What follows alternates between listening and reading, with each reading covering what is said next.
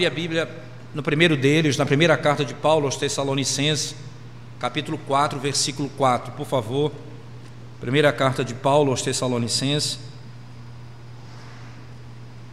capítulo 4, versículo 4.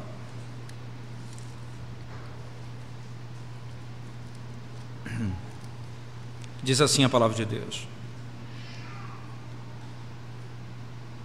Deixa eu ler o 3 e o 4. Pois esta é a vontade de Deus, a vossa santificação, que vos abstenhais da prostituição, que cada um de vós saiba possuir o próprio corpo em santificação e honra. Que saiba possuir o próprio corpo em santificação e honra. Então, o primeiro conselho, irmãos, para os não casados, nesse aspecto, preste atenção nas palavras de Paulo. Você deve se conduzir de modo fiel, em pureza, numa vida de pureza, durante o seu período de solteirice. Viva uma vida pura durante o tempo da sua solteirice. Casamento, o matrimônio, ele inclui o privilégio do deleite sexual com seu cônjuge diante do Senhor. Diante do Senhor. E esse privilégio, irmãos, ele serve pela bondade do nosso próprio Deus como algo que é preventivo à luxúria, aos prazeres carnais. Mas se você não aprender a mortificar o pecado da luxúria na sua solteirice, a cama do matrimônio servirá para inflamar a luxúria no seu coração e o propósito carnal do seu próprio coração, e vai terminar por contaminar o leito do seu matrimônio. Qual a razão disso, irmãos?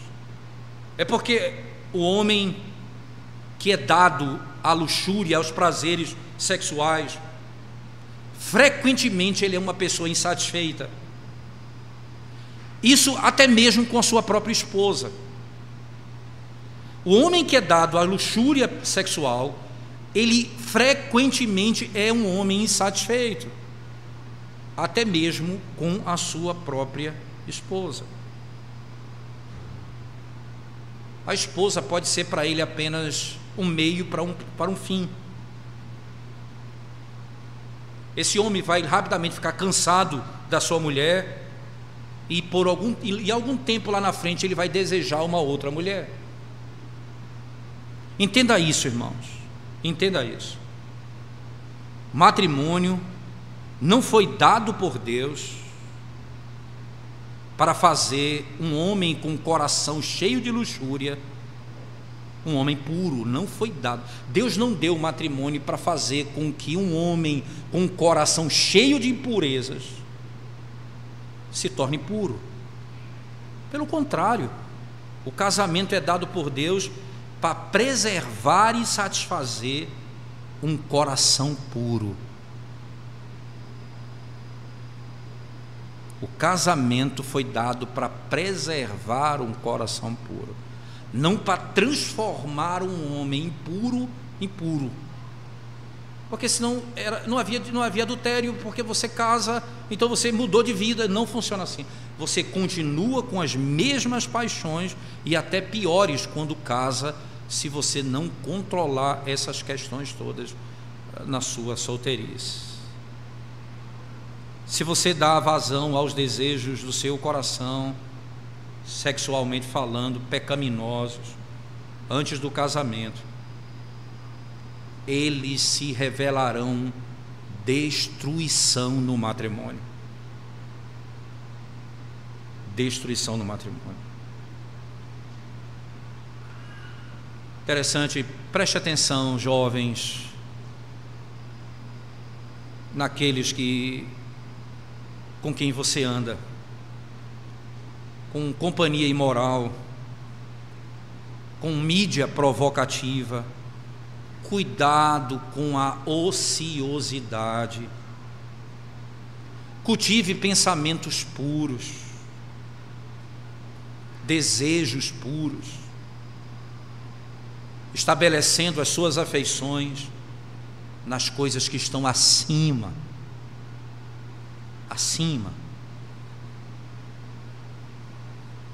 Comporte-se como a noiva de Cristo, como você é. Comporte-se assim. E pegue essa pureza e traga para dentro do seu casamento. Ele vai ser preservado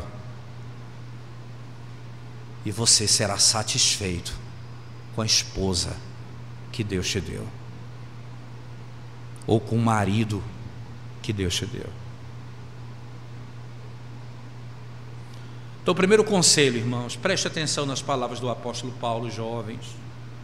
Cuidado com a imoralidade, cuidado com a pornografia, cuidado com essas coisas, irmãos. Como isso tem destruído tantos homens bons que temem a Deus. Eu sei que são crentes, mas têm lutado com tanta força. Cuidado, não se deixe vencer por essas coisas.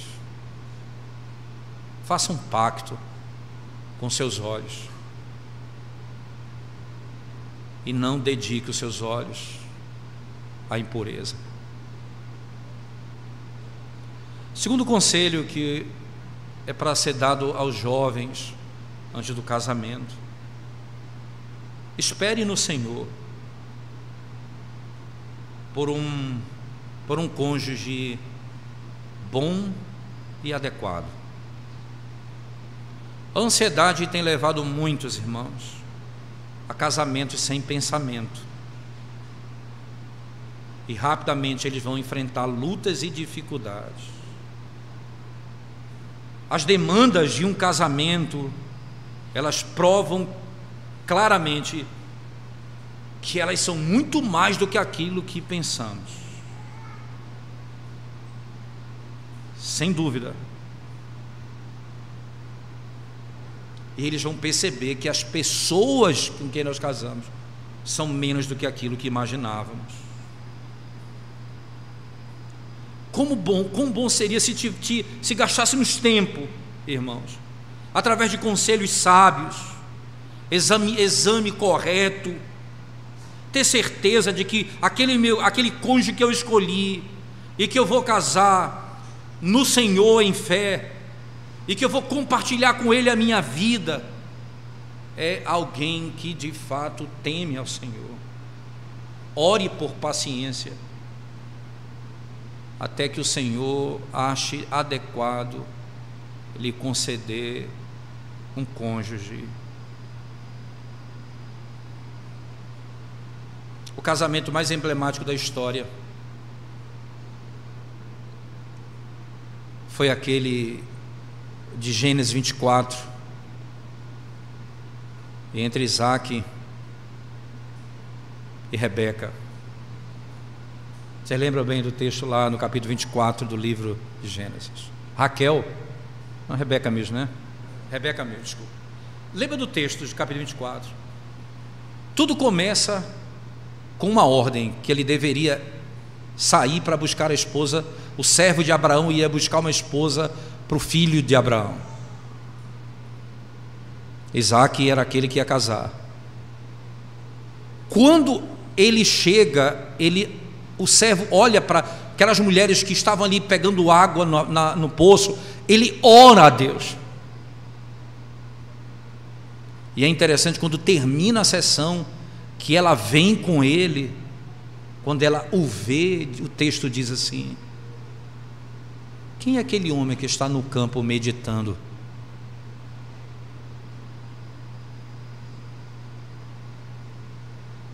É um texto regado por oração. Nós oramos pouco. Por isso, peça a Deus, que conhece o teu coração e sabe o que você precisa. Ele é misericordioso, irmãos. Terceiro, Quando o tempo chegar, escolha o seu cônjuge sabiamente. Sabiamente. Se o teu próprio relacionamento com Cristo é seguro,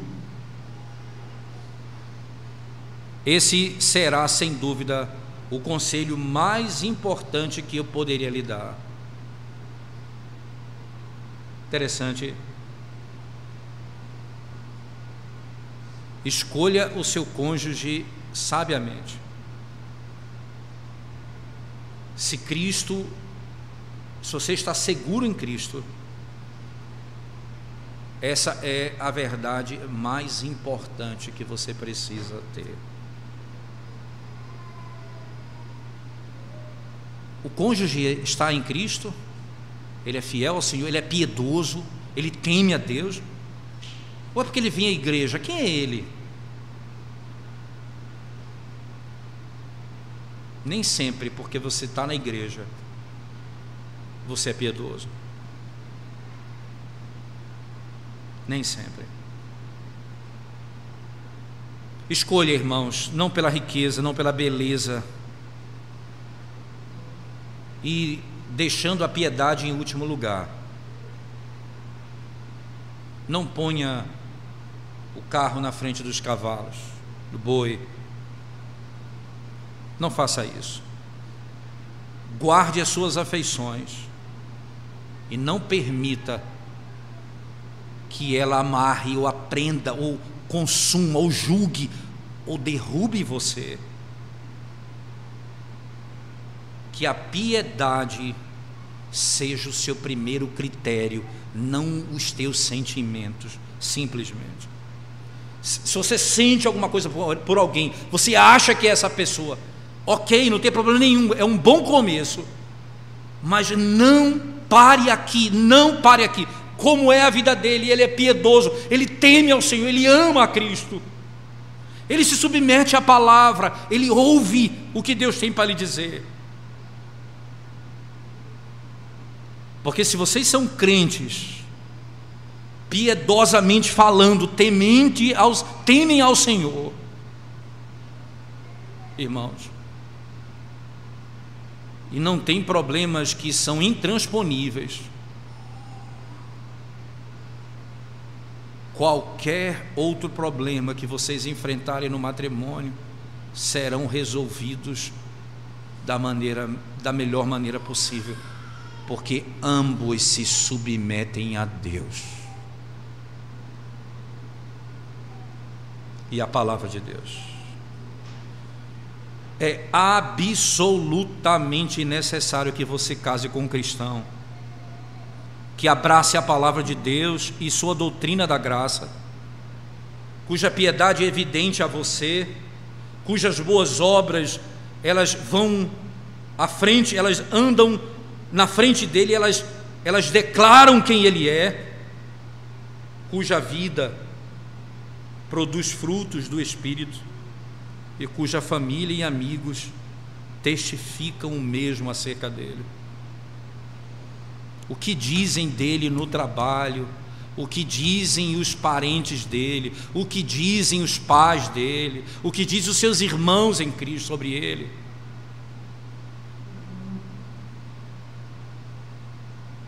É absolutamente necessário.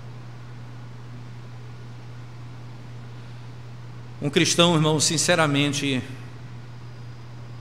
ele vai submeter ao conselho, à reprovação e à admoestação da Escritura. Ele vai se arrepender dos seus erros, ele vai cultivar a graça de Deus dada a ele. Não importa o que falte em você no casamento, irmãos. Se você casou com um crente, vocês estão prontos a submeterem as Escrituras para a mudança. Se você casa com um incrédulo, o padrão dele não é a palavra de Deus. Teremos muitas dificuldades para submetermos tudo isso à vontade de Deus. Quarto lugar, seja realista. Seja realista, irmãos, acerca do estado, acerca da visão do estado do matrimônio. Seja realista. Muitos têm uma visão sobre o casamento como se fosse: eu vou estar livre de problemas, de lutas, vai ser um momento de glória, de vamos viajar para todo lugar. E quando vocês encontram problemas, e quando vocês encontram dificuldades no matrimônio, eles se tornam insuportáveis, porque é frustração em cima de frustração. Você imaginava que seria uma eterna lua de mel.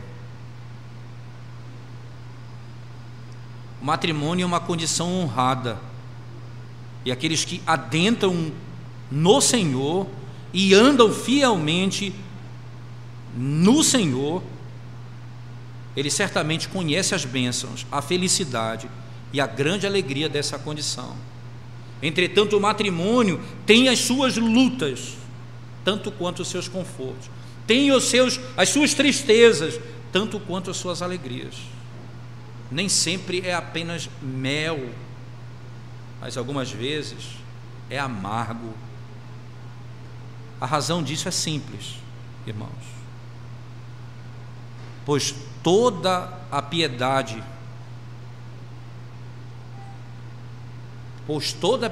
que um homem e uma mulher possam ter e possam trazer para o matrimônio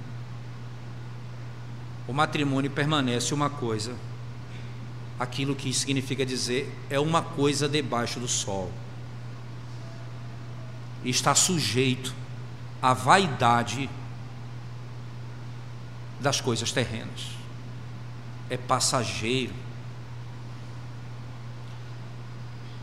O matrimônio foi instituído por Deus, mas é uma instituição terrena, intencionada por Deus para o tempo presente, e para o conforto e para as alegrias nessa vida, para as lutas e angústias nessa caminhada. É isso que nós vamos enfrentar desse lado do céu, desse lado do Jordão. Nós vamos enfrentar tudo isso.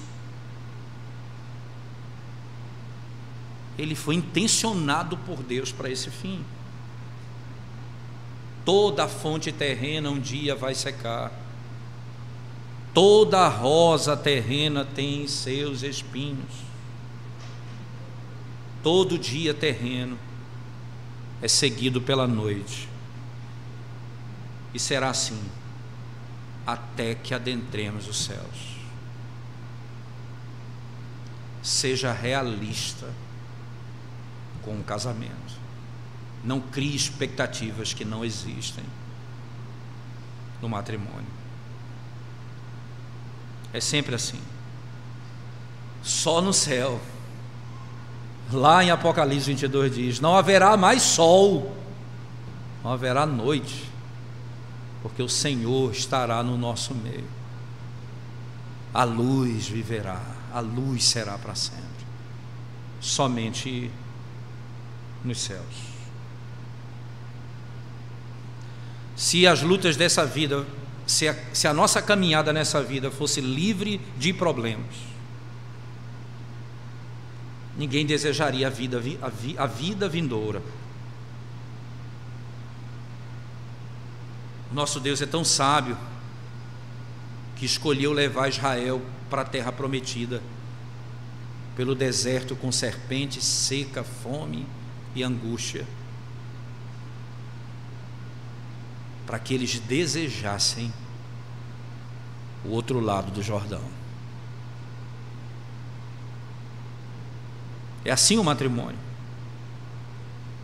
As alegrias e as lutas são feitas, estabelecidas dessa forma por Deus,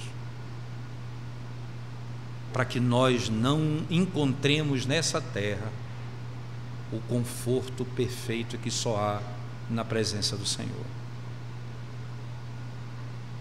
Só na presença do Senhor. Quinto, com essa visão realista do matrimônio, prepare-se para os problemas que o pecado de modo inevitável trará.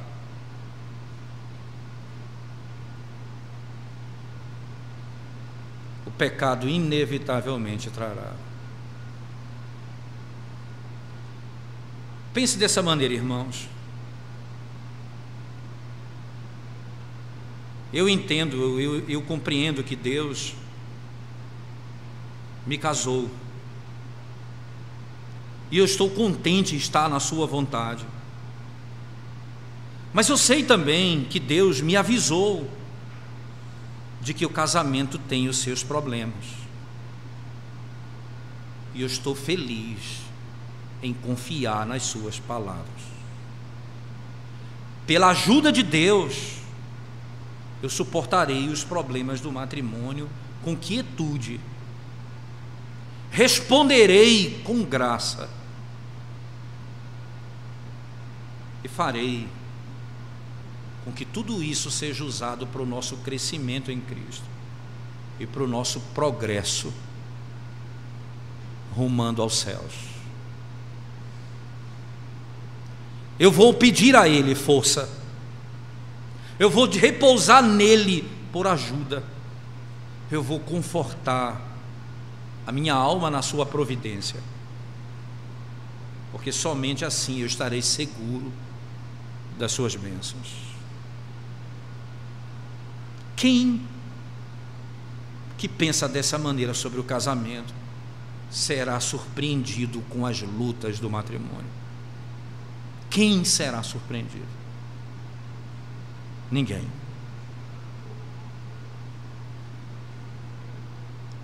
E eu sei que tudo isso nós vamos usar para a glória de Deus.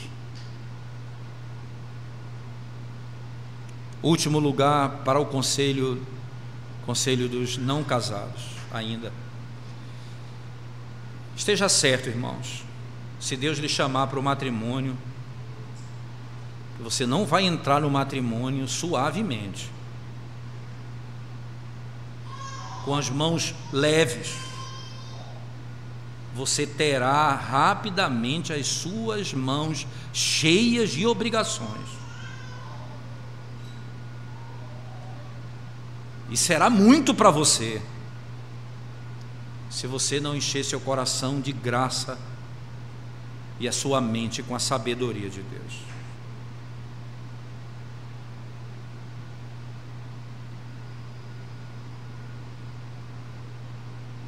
Muita gente quer casar para aliviar o sofrimento de casa e quando entra no casamento vai encher a mão de atividade.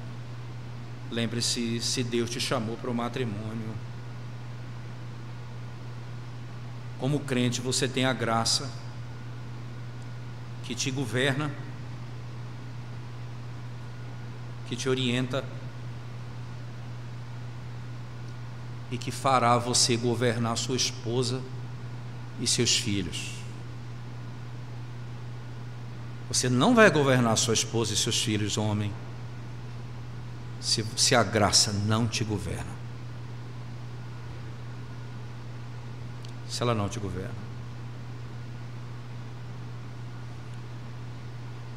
Se você tem a graça de submeter a autoridade do marido e criar os seus filhos para o Senhor,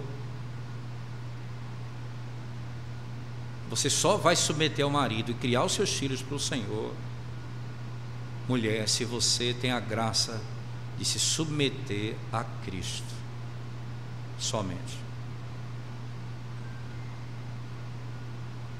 Você não vai dar conta disso. São muitas coisas que serão feitas, irmãos.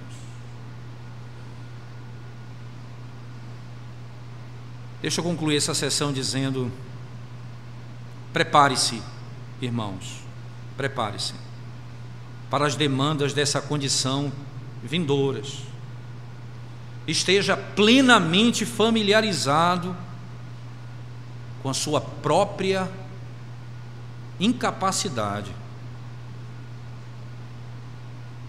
Esteja pronto para aceitar que você não tem nada em si mesmo para levar esse casamento adiante. E repouse na plenitude de Cristo, que a sua graça somente é capaz de lhe capacitar a cumprir suas obrigações e a satisfazer-se com as alegrias do matrimônio.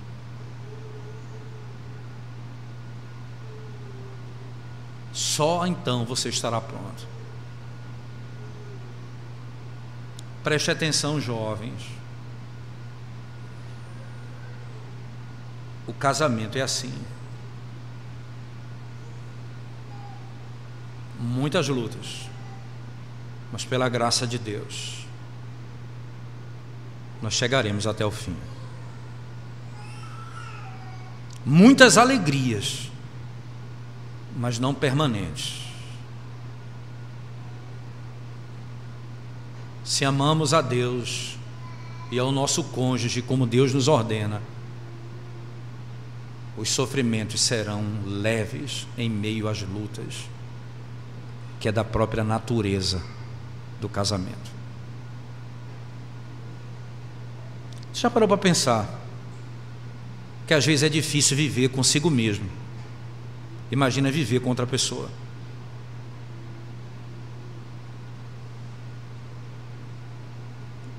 Se não for a graça de Deus, irmãos, nós não estaríamos de pé. Se não for a misericórdia de Deus, nós não estaríamos de pé. Esse é o primeiro ponto que nós queremos trabalhar. Obviamente, faltam 10 minutos para meio-dia. Eu não quero começar o último conselho para os casais e não conseguir concluir, adentrar meio-dia. Eu não quero fazer isso. Então eu vou terminei aqui os conselhos para os solteiros, e no próximo encontro nós vamos concluir as últimas palavras para os casados, à luz daquilo que ouvimos no decorrer desses estudos. Tá bom? Vamos orar ao Senhor mais uma vez, irmãos. Vamos orar. Obrigado, Santo Deus, pelo privilégio de podermos ouvir a Tua palavra e sermos instruídos no modo como devemos viver. Tem misericórdia da nossa alma, Senhor. Socorre-nos, ajuda-nos pelo amor do Teu nome a cumprirmos e a realizarmos as nossas obrigações, os nossos deveres, para a glória do Teu nome e para o bem do nosso próximo.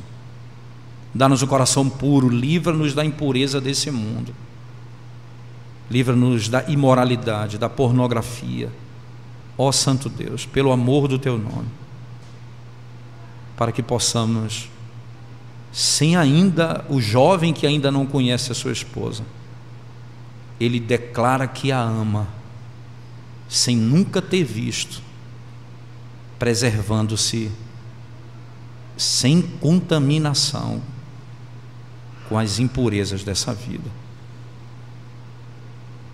Ajuda a nossa juventude, para o louvor da Tua glória nós pedimos. Amém, Senhor Deus. Amém.